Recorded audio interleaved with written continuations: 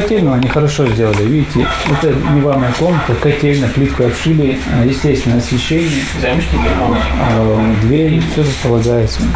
Отдельное помещение, выделенное под котельную, никаких самовольных подключений или неправильной установки оборудования. Нарушений в доме Юсупа Дзортова по эксплуатации газовых приборов не нашли.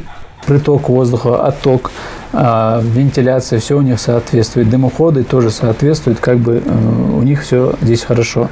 Хотелось бы, чтобы некоторые абоненты, увидев вот эти съемки, вот эти, как находится у этого оборудования, чтобы они привели свое оборудование такого же соответствия.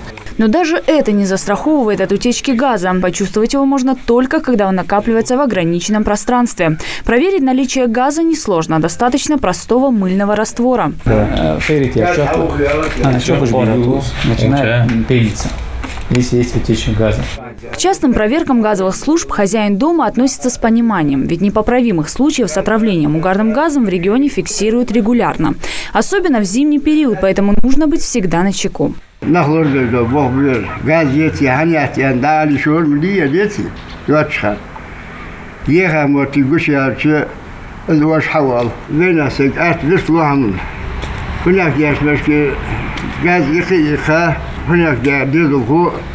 والله بيرج لوزدش دسر يا أخي حمار زمانك دال مخليتك أنا شو إيش حمار سخليته يبوه ليدش حدوار ناطقشوا يا رياض صوفي. Вот только не все спешат пускать, как оказалось, нежелательных гостей к себе домой. Закрытые ворота – самый простой способ избежать проверки. Пока абонент не столкнется с бедой или какими-то проблемами по газам, допуска практически не бывает. А когда проблемы начинает звонить 104 и вызывать срочно или какие-то проблемы. Если угарный газ получился, все валит вину на «Газпром».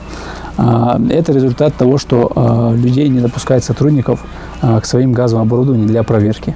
Такое безразличие к сотрудникам газовых служб зачастую оборачивается трагедией для самих жителей. Поэтому, фиксируя такие нарушения, как гофрированные трубы на котлах или неправильно установленное газовое оборудование, газовики просят исправить ситуацию. Слесаря дают предписание, дают им срок, неделю, или, соответственно, если нарушение сложное, там дают 10 дней на устранение нарушений.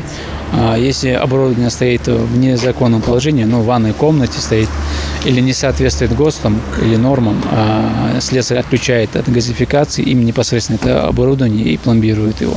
И через истечение срока времени, 7 дней, слесарь приходит и проверяет на предмет, устранили или не устранили. Утечка газа, искра и взрыв с пожаром. Трагедия часто разворачивается всего за несколько часов. Не допустить это может каждый из нас. Достаточно здравого смысла и элементарных правил безопасности, уверены специалисты. Поэтому, если к вам постучатся газовики, не спешите закрывать дверь. Возможно, этим вы убережете от несчастного случая себя и близких. Далее Асканова, Дана Плиева, Магомед Шаухалов. Новости 24.